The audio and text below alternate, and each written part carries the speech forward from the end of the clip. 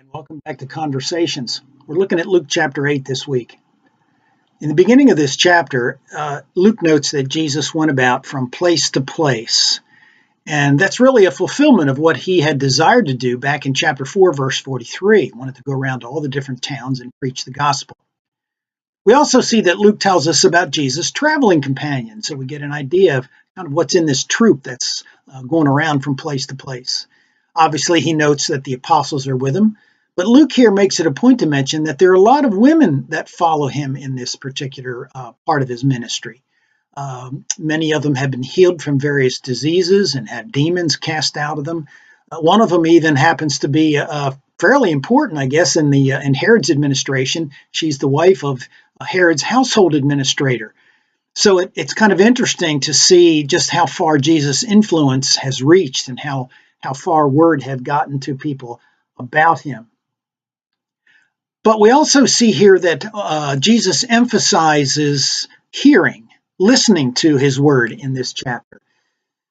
In the parable of the sower, after he finishes telling the parable, he says, "He who has ears, let him hear."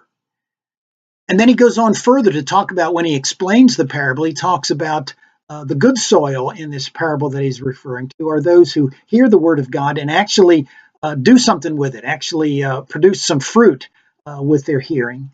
And then he goes even further by defining his own family as those who hear the word of God and keep it. So hearing and listening becomes critical to our reading here and just what Jesus is trying to get across to all of us. We have here also kind of a flurry of miracles. It begins with him calming a storm.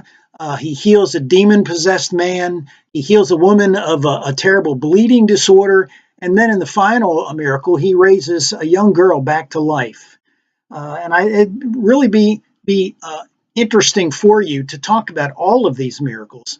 But I'd like to focus on just one. I'd like to focus on the one where Jesus is in a boat on the Sea of Galilee and a great storm arises and Jesus calms the storm with a word, with a command. I'm actually recording this conversation on August the 21st, 2017, a day when portions of the United States have experienced a total solar eclipse, a true wonder of nature.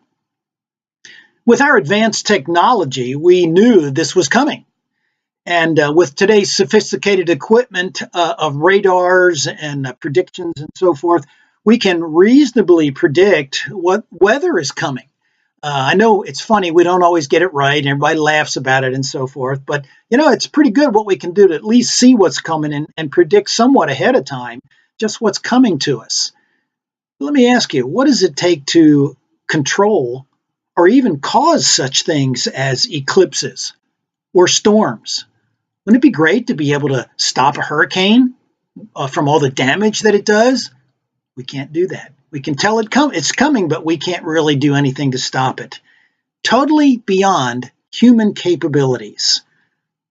When the disciples are in the boat and they see this water flowing up over top of the bows of the boat and just about ready to swamp them, and the wind probably just about ready to knock the boat over, and then this guy stands up in the boat and he hollers at the wind and the waves, "Be quiet," and it obeys him. What would you think if you saw that happen? They ask a question.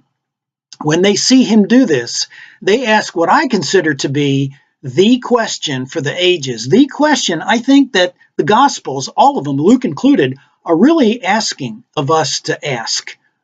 Who is this? Good question. Have fun talking about it.